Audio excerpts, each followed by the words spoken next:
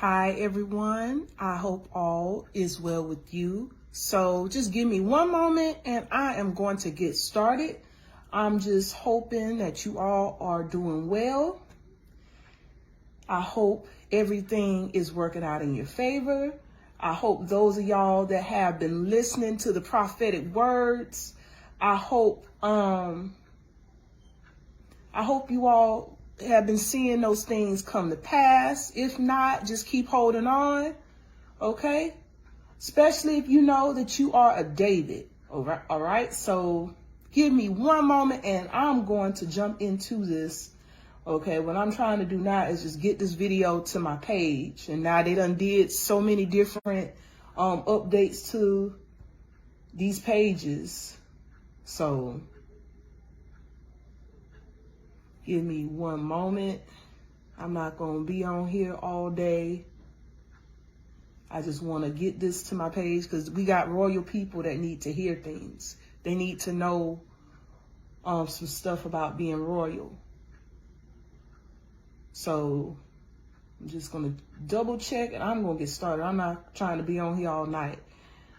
And I want to say thank you to those of y'all who have been supporting the page and things like that. Thank you so much. I really do appreciate your patronage.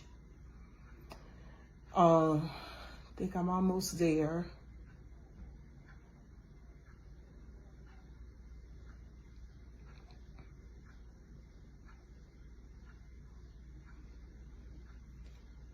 And if not, I ain't going to stay all day trying to do this. But again, I really appreciate y'all. And those of y'all that are in my sorority, y'all already had a foretaste of this message. Y'all already had a foretaste of what I've been talking about. So I wanted to get y'all warmed up. Oh, goodness. Did this double share on my page? That's what happened.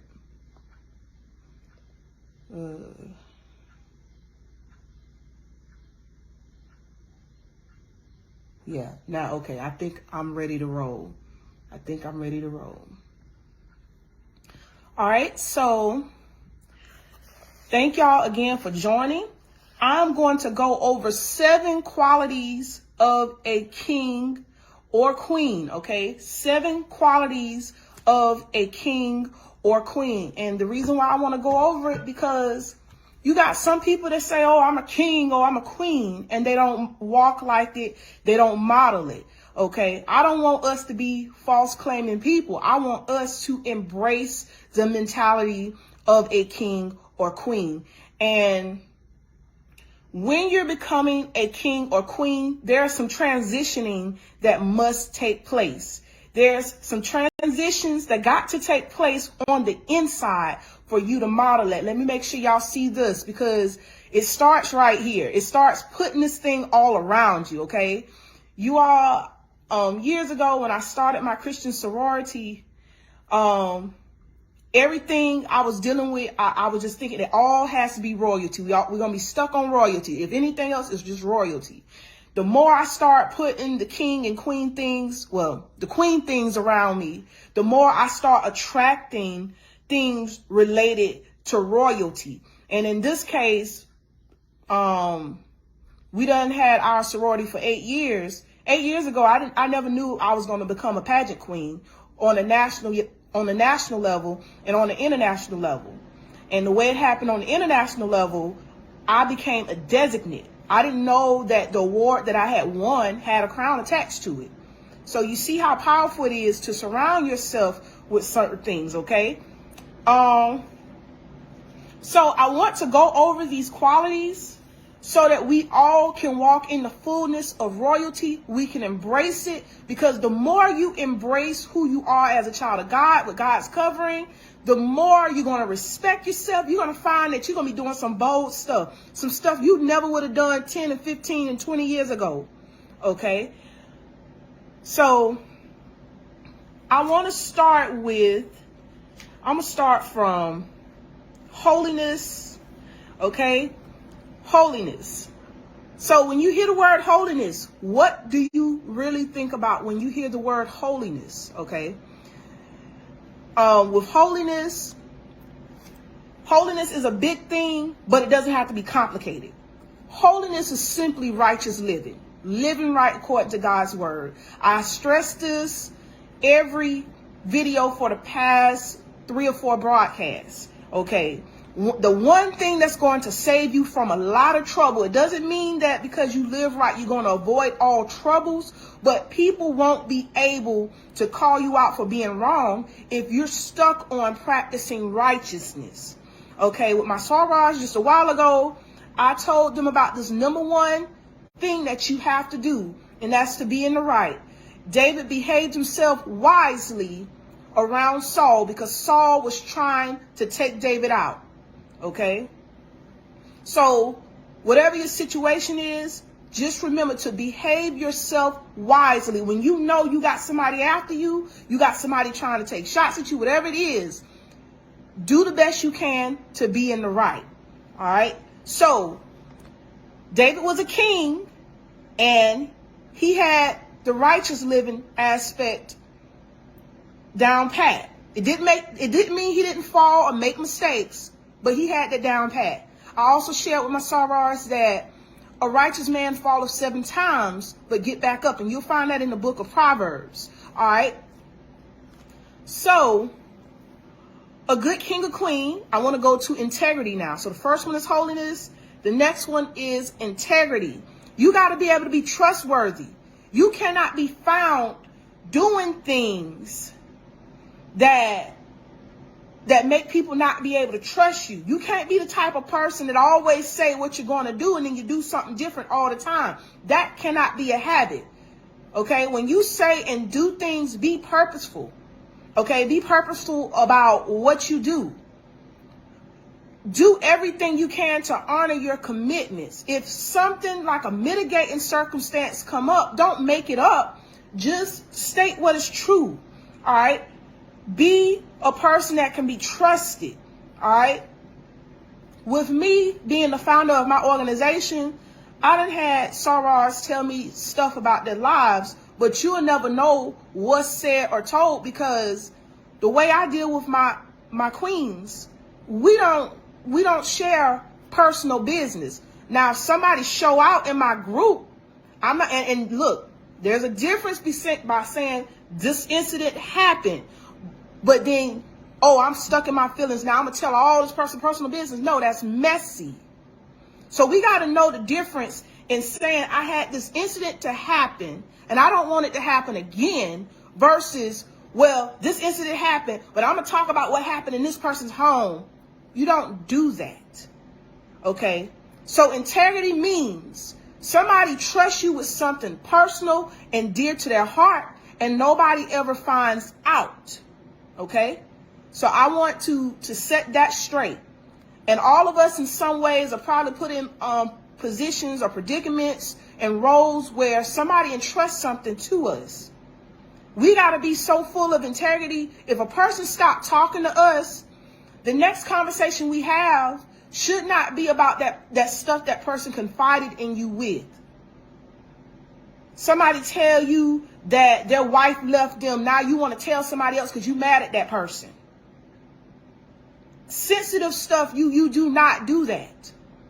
That is not becoming of a person of integrity. That is not royal behavior. Okay? So we got to be discerning and we got to be careful. And we got to behave ourselves in such a way that nobody can say, well, I would trust this person, but the last time this person did X, Y, and Z. Okay? So we got to be upfront. All right?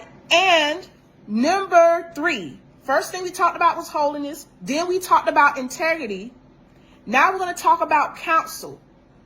A good king and queen should always seek counsel.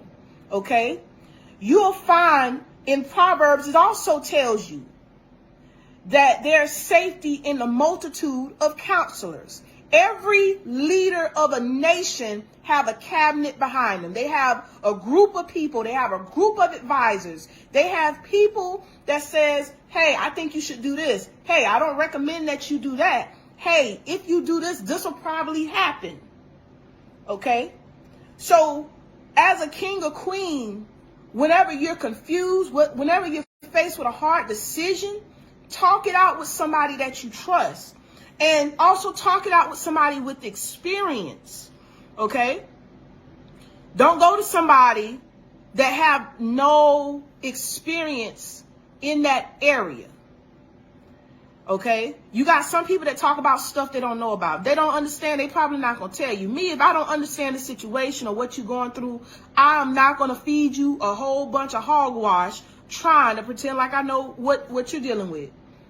Okay, you want to find somebody that can put themselves in your shoes, that can develop empathy from your point of view, and also be neutral, and also tell you, hey, I know this is how you feel, but I'm going to tell you the truth in love. You really shouldn't do that.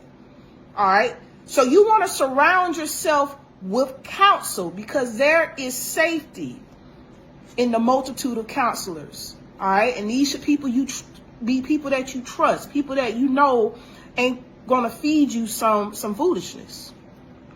All right. Number 4. All right. I talked about this with my sorors earlier. Self-respect. Okay. I love when I think about Queen Vashti, and I know about Queen Vashti, or knew about her to some degree, but the more you study or understand the nature of her being in the Bible, and it's not a whole lot being said besides that story where she refused the king's order to take off her clothes and show off her body to a bunch of drunken men. Okay, so one thing I know about Queen Vashti, if I don't know anything else about her character, she had self-respect, and she was not about to lay down her self-respect for anybody. She was married to a king that had a kingdom, and he wanted her to take off her clothes and be naked so all the other men can look at her body, and she would not let that happen. That is self-respect. Self-respect means I don't care who you are. You're not about to tell me to do something degrading to myself to make you or someone else happy. That's self-respect. Okay? So sometimes people give in to that type of stuff because they're afraid that they're going to lose favor. But at the same time, you're not winning by allowing people to do that to you, because it's only going to get worse. It's only going to get worse when you allow a person to disrespect you, and then now they're pushing the boundaries. Now they're going to take it to a whole nother level. Now they're going to become more demanding because you let them get away. You got to nip that stuff in the bud in the beginning. You got to be like Barney Fife, y'all. Barney Fife always been talking about some nip it in the bud. That's what you have to do. You have to be a Barney Fife to some people when they come at you with that foolishness, all right? So respect yourself, love yourself enough to make decisions that's not going to cause emotional trauma to you. I know sometimes people can inflict it, but sometimes we could be a part of the problem by allowing them to do it or giving them what they want in that moment. So we got to respect ourselves, because if you don't respect yourself, you cannot really respect others or protect anyone. So you got to stand up for yourself. And that's what Queen Vashti did. She could have faced some serious consequences. For one, with her being the queen and saying she ain't doing that for the king, she lost the kingdom. Now, I don't know if they did a further punishment with her. Maybe they told her she had to go back to a chamber full of women or whatever. But whatever the consequence was, she decided that her dignity was worth standing up for. If she had to go back and be in a chamber with women, or be in prison, or whatever that punishment might have been, if they gave her one, besides losing the kingdom, she decided it was worth it. Okay? So I want to go to my next quality of a king or queen? Wisdom. All right. King Solomon was known for having wisdom. And I like when I read some stories in the Bible about King Solomon and how he solved some problems, about the woman that her child died in the middle of the night. So then she took the other woman's baby and claimed it was hers. And so then the smartest thing that came to mind, or that I could, and the thing I can remember is, here go King Solomon. He says, well, those who, the one who baby it belongs to, just bring the baby here. Let me cut the baby in half. And then the real mother said, hey, you don't have to cut the baby in half. She can have the baby. Then the one that wasn't the mother, guess what? Oh, you go ahead and cut the baby in half. So that's how he was able to determine who was the real mother. Okay? Because the one that had lost her baby, she didn't care if the other woman kept her baby or not. All right? And so King Solomon, he used the wisdom that God has given him to make a decision. So us as kings and queens, we need to be careful when we're making decisions. We need to decide if these decisions are worth making, what type of potential consequence these decisions could have, what's the aftermath before changing jobs perhaps. Sometimes you might just have to follow God on faith, and that's something that you have to take up between you and God. But at the same time, generally speaking, when you are rising up as a king or queen, you have to use your wisdom. You have to be a thinker. Wisdom comes from experience. Okay? Don't do the same stuff over and over if you know you're going to get the same results. That's called insanity. I learned that from a church that I went to. And then I started hearing that in other places. So wisdom is using your past experiences or using someone else's experiences. Sometimes you don't have to go through things to learn the lesson. Sometimes you can watch somebody else go through things. You can be like, okay, that's enough. I won't do that. Okay, so you can learn from your experience or you can learn from someone else's experience. Okay, so King Solomon was known for using wisdom, and we have to be a person of wisdom. The Bible encourages you to use wisdom and discretion. That means check out what you're doing. Check out the people that you're mingling with. What type of life do they live? Okay, what type of history they have behind them? Are they a person that continuously tell lies all the time? Or they're a person that is a man or woman of their word? Are they solid? Are they somebody that's going to say something just to flatter you, just to get what they want out you or whatever? Or is this a person that's going to just tell you the truth in love? Okay. So to recap so far, we're talking about 7 good qualities of a king and queen: holiness, integrity, counsel, seeking counsel, having self-respect, and wisdom.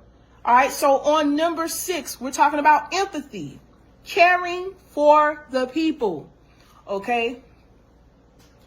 In Proverbs, and y'all notice I go back to Proverbs a lot. I love the book of Proverbs because it teaches you the steak and potatoes of etiquette. Okay, it teaches you common sense things. Okay, empathy. If you are a person that's leading anything, that's in charge of anything or whatever, nobody wants a ruler in charge that's inconsiderate. No one wants somebody over them that don't care about how they feel. It tells you in the book of Proverbs somewhere, y'all can Google it, but when the righteous is in control, the people rejoice. But when the wicked is in control, the people mourn. That means nobody wants you over them if you're just being a terrible person. You're just being sloppy with how you're leading. Okay, and what does this look like? Okay, if you're a parent, okay, if you're a parent and you're weighing your children down with things that are not their fault, that's causing them to be grieved.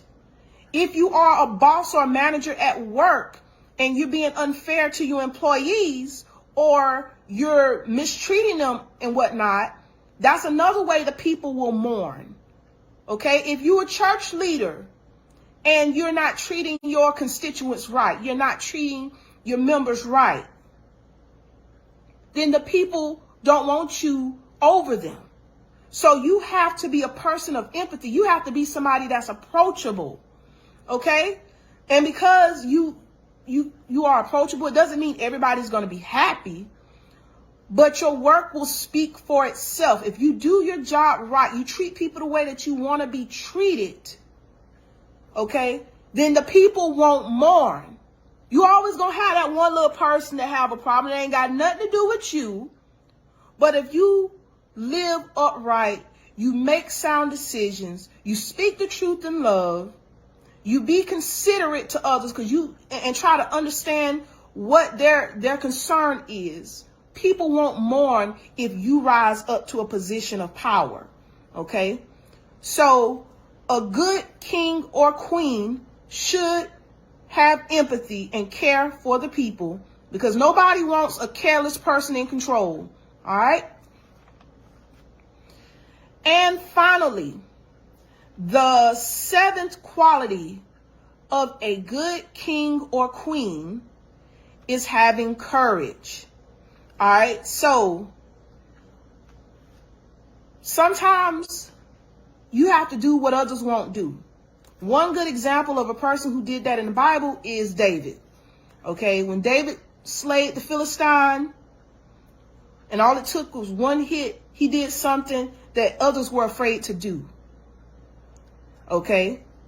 From my experience, sometimes I have to open my mouth about stuff that people are not going to talk about. And then you become a target, and then people start to mistreat you because of it. But that's courage. Courage means to address the elephant in the room. Courage means to do the thing that you could be afraid of doing, but it has to get done. That's courage. Courage is also a type of boldness. Boldness deals with doing. And another thing I explained to my sorors earlier is I told them that being bold don't mean you have to be obnoxious. Being bold is just doing what needs to be done. And you can say stuff without being disrespectful and still be bold. Some people think being bold is being disrespectful, saying, well, this is what's on my mind, and I ain't the one to bite my tongue. I ain't gonna hold back. That's being obnoxious, because a lot of the people that do stuff like that, people that say things like that, they're the main ones when somebody do it to them, they can't handle it. They're the main ones when somebody give them what they put out, they can't handle it. Okay? So we got to be careful. There's nothing wrong with feeling empowered to say how you feel, but you got to be mindful of how you say it. You can't just give somebody anything, and when somebody give you anything and you don't like it, now you in your feelings, now you hurt. You want somebody to spare your feelings. You want somebody to hold back on your feelings. That's some bully type stuff. So you want to make sure that when you speak the truth, you speak it in love. You speak what's factual. Try to be careful with addressing people when you are emotional, because sometimes when you're in an emotional state, you're not thinking neutrally or logically. So you want to think about that too. Because I know with me, sometimes if I'm in my emotional state, if I'm in my feelings, I might be thinking irrationally at times. So, and that could be anybody. Nobody's excluded from that. So when we're in our feelings, it's best that we do back up, calm down, give ourselves some time to think. And then that's a time where you might realize, okay, maybe I was going overboard. Okay. I was like that this week as well. I was like, you know what, after I took some time after feeling some, I was like, okay. Maybe I've been going, I was just in my emotions. You know, I needed something to eat right then. So, and I know with me, you all, sometimes I just need a meal. Okay. If I'm hungry, I'm not trying to listen to nobody until I get that physiological need met. Okay. So That's why we got to take care of ourselves. That's why we got to get our nutrients and things like that, because sometimes that play a role in how we treat people. Yeah, somebody laughing. Yeah, y'all know. Y'all know. All right, I see Reverend Goodwin on here. All right, yes, she on here with the scriptures. Yes, bring the scriptures. All right. So, again, I want to just review the 7 characteristics of a good king or queen. Holiness, always live right. Integrity, be somebody that can be trustworthy, okay? That's going to get you a lot of respect right there, okay? A lot of people going to want to come to you because you're trustworthy. Counsel, if you are confused, pray to God. You can go to God for counsel. You can also go to God and then also talk to someone else about it to give you good counsel. Then self-respect. Don't let anybody have you to set down your standards to make them happy. Okay? Wisdom. Make decisions. In the words of Judge Maybelline Ephraim, look deep before you leap. So think about these decisions. Empathy. You have to have empathy. Nobody wants you to govern anything concerning them if you don't care nothing about them. Okay? Nobody wants a vicious ruler over them. And finally, courage. You have to stand up for yourself sometimes. You have to speak up. You have to address the elephant in the room sometimes. Sometimes you have to be the one to do the one thing that no one else is willing to do. Okay? So y'all, my royal people, thank you for supporting my page. Thank you for being online with me. I hope this blesses y'all. And God bless you. Thank you, Reverend Goodwin. Yes, thank you for putting that in the comments. Thank you. All right, y'all. God bless y'all. And I will see you in the next broadcast.